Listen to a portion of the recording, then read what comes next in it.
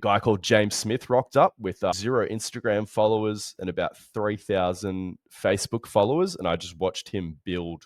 And build and build. So we all made fun of him because he came into George Street working under a PT pimp. We paid our own rent. He was paid an hourly rate by someone who promised him a working visa. And he got fucked over there.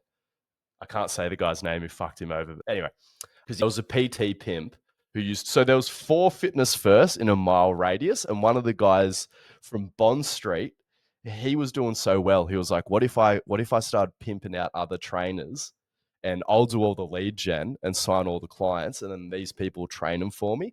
And he ended up spreading his shit around all four of those gyms.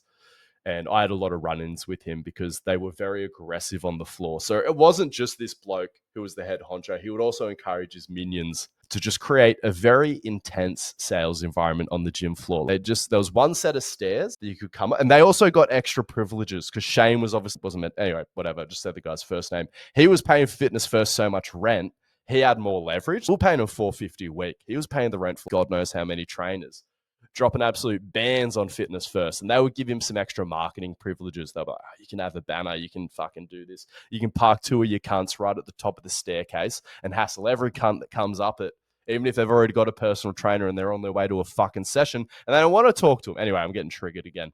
But it was really, as much as James Smith was sort of outed and bullied a lot by a lot of the boys, Darren was basically the only one who wasn't mean to him. I wasn't mean to him. I was just mates with people who were mean to him, but whatever. If you're not going to stand up and say that this is wrong to bully someone, then you're a part of it, aren't you? But still got to watch James Smith from a close distance. And the thing that stood out, because I had entertained being a content creator and using that as a way to push my career forward and promote myself, but I'd never been consistent with it. And that was just the immediate thing that stood out. Not just the consistency, but how much he was back then.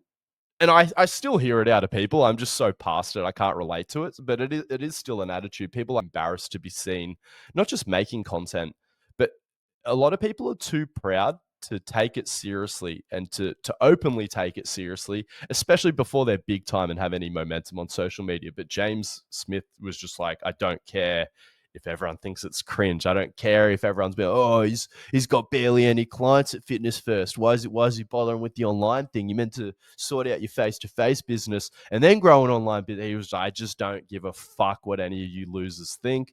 Bunch of you losers probably still going to be working in this dungeon 10 years from now. Go fuck yourselves. I'm making content.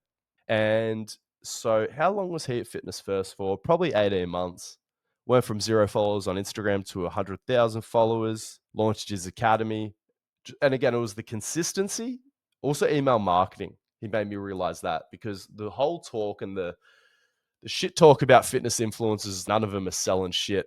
And Instagram is a horrible platform to try to sell from. But James was only ever using, it seemed like, Instagram to just funnel people onto his email list. And that's where he was doing the majority of his selling. So just was really good to get to watch him and how he went about things. Definitely modeled a decent amount of my approach of, this was the other big thing that I learned off James Smith.